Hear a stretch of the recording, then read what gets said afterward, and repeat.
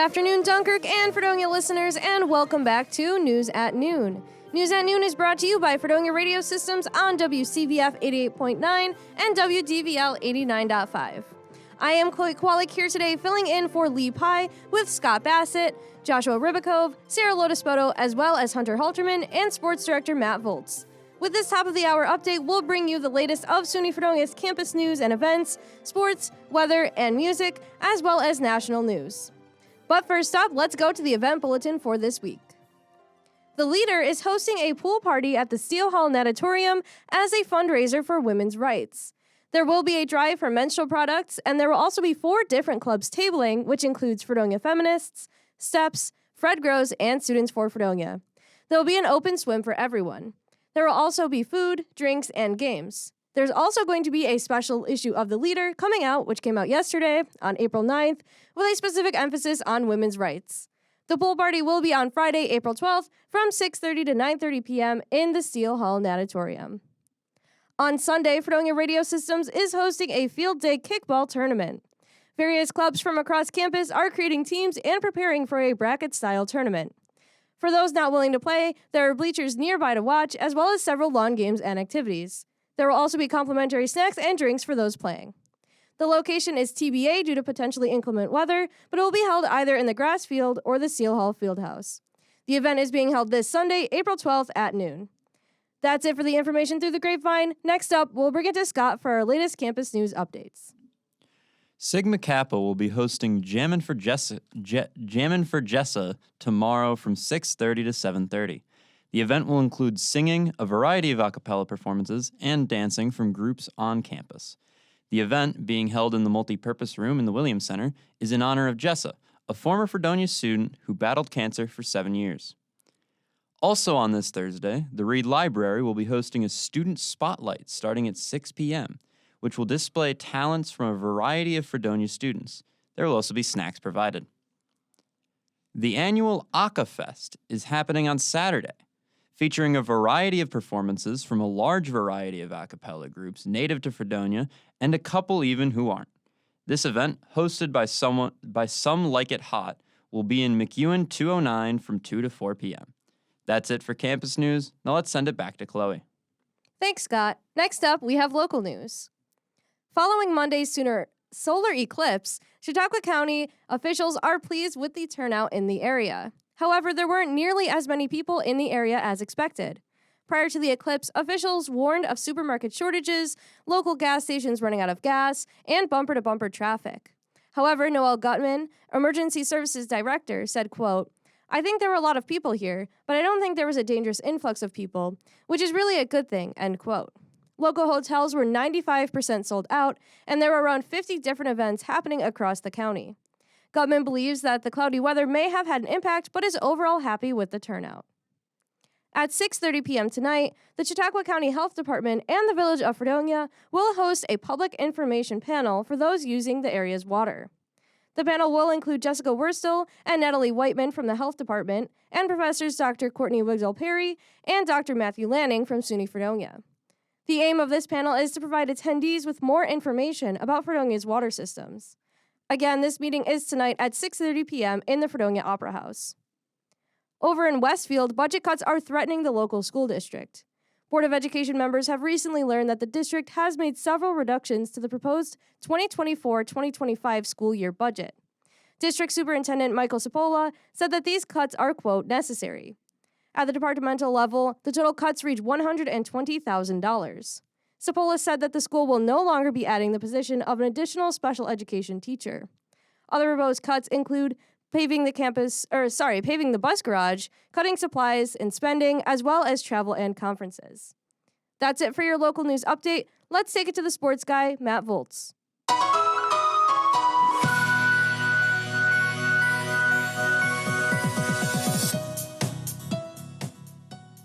Thanks, Chloe.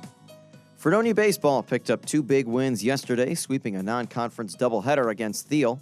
In Game 1, Thiel came back from a 5-2 deficit to tie the game before sophomore Tucker Schwab hit a walk-off double to give Fredonia the win. Game 2 saw the Blue Devils take a first-inning lead and never look back, resulting in a 4-2 win. The rain seems to be getting the better of the Blue Devils, though, as the rest of their games this week have been postponed. Their next game is scheduled for Tuesday, April 16th against Penn State Barron at 4 p.m.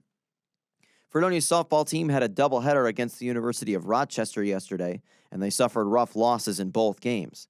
The Blue Devils were outscored by a combined total of 18-2 across both games. They're still looking for their first win outside of Florida this season, and they're back at home on Friday for a doubleheader against Potsdam. The lacrosse team is in action this afternoon with a 4 p.m. matchup with Oswego. Today's game at University Stadium is Fredonia's faculty/teacher appreciation game. The Blue Devils are looking for their first win in nearly a month, as they've lost 6 games in a row. 3 games remain on Fredonia's schedule after today. March Madness has officially come to an end, as champions have been crowned in both the men's and women's tournaments. The Yukon Huskies repeated as men's national champs, shutting down back-to-back Player of the Year Zach Edey and the Purdue Boilermakers on Monday night. The women's national championship saw South Carolina finish off an undefeated season, taking down Caitlin Clark in Iowa on Sunday. The women's championship game crushed the record for the most-watched women's basketball game ever, peaking at 24 million viewers and averaging 18.7 million throughout. And finally, the Sabres' dwindling playoff hopes were officially dashed last night following a 3-2 loss to the Dallas Stars. Buffalo held a 2-1 lead at the end of the first period, but a pair of Dallas goals in the second period proved to be the difference in the game. Head coach Don Granato refused to comment on missing the playoffs after the game, but he did offer some comments on WGR this morning. Tage Thompson addressed that the team may have been affected by outside noise at some points during the season, while Alex Tuck insisted that the team's disappointing results are on the players and nobody else. The Sabres own the record for the longest playoff drought in NHL history, a drought that has now extended to 13 years. The Sabres will play their final home game of the regular season tomorrow, facing off against the Washington Capitals at 7 p.m. That's it for your sports update. Now let's take it to Sara with the weather. Now here is your Northern Chautauqua weather update brought to you by Fredonia Radio Systems. Today provides some April showers with a cloudy high of 62. I love how spring temperatures are rolling in, which is great for my fellow news assistant, Scott Bassett, because it's his birthday. Happy birthday, Scott! The weather gives him, and us included, the gift of rainfall tonight, dropping to 51. We're going to be feeling warm tomorrow as we reach 69 at the cost of strong wind speeds and rain throughout the day. Man, all this rainy forecast is making me sleepy, but I can't take a nap. Not because I have class, but because my body will incorporate the nap into my sleep schedule, and before you know it, every day at 12 p.m., I am taking a nap. It's a terrible cycle to get out of. I rather sleep at night when the rain dies down and we lower to the mid-40s. That's it for your 2-day weather. Keep listening. I'll be back with the rest of your weekend forecast. For now, let's take it to Chloe for a local music update.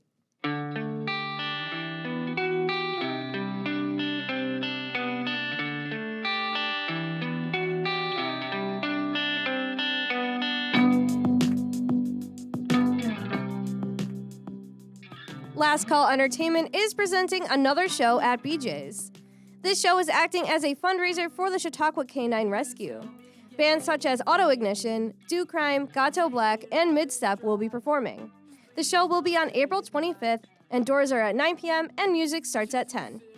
That's all I have in music news this week. Let's bring it to Josh for the national news.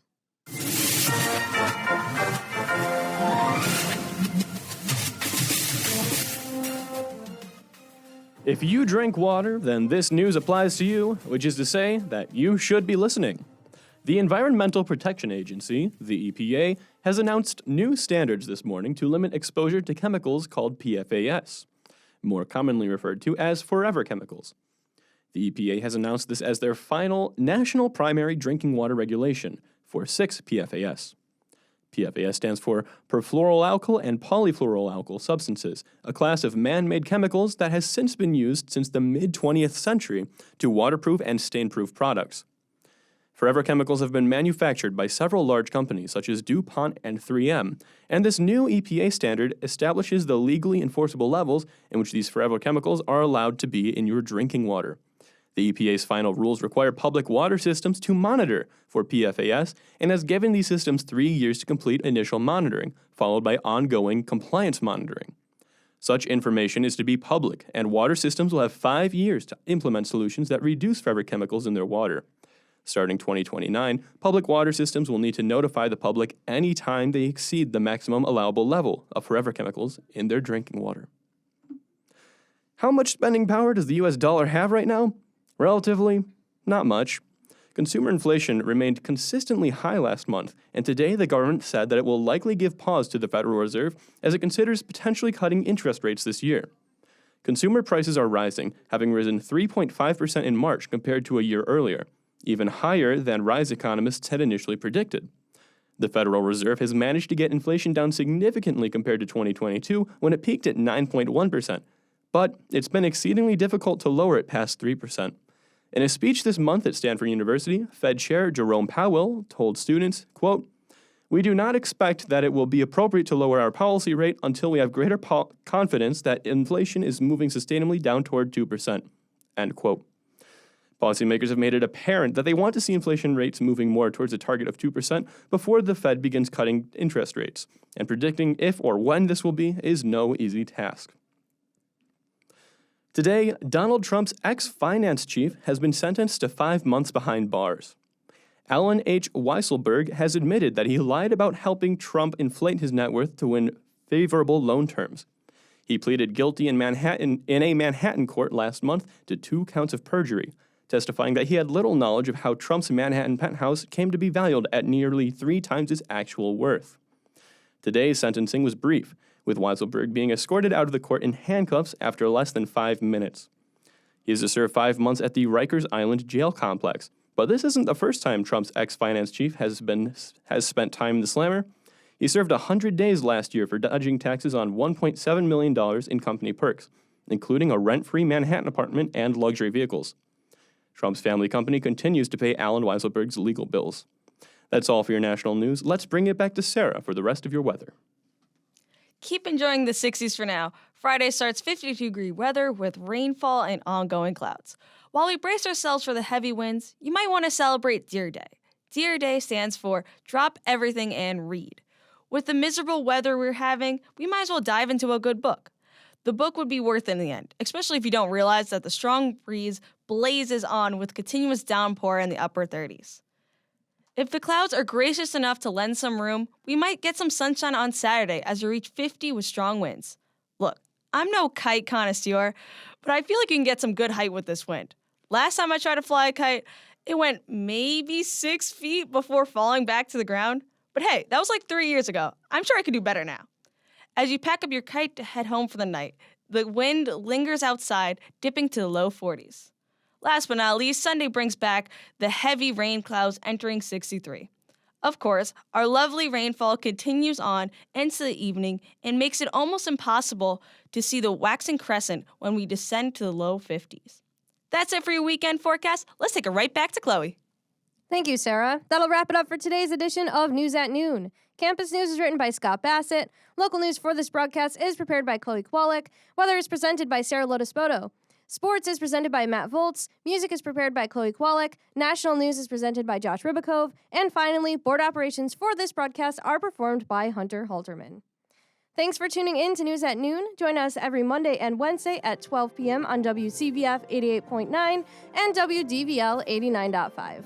From all of us at Fredonia Radio Systems, happy Western Wednesday.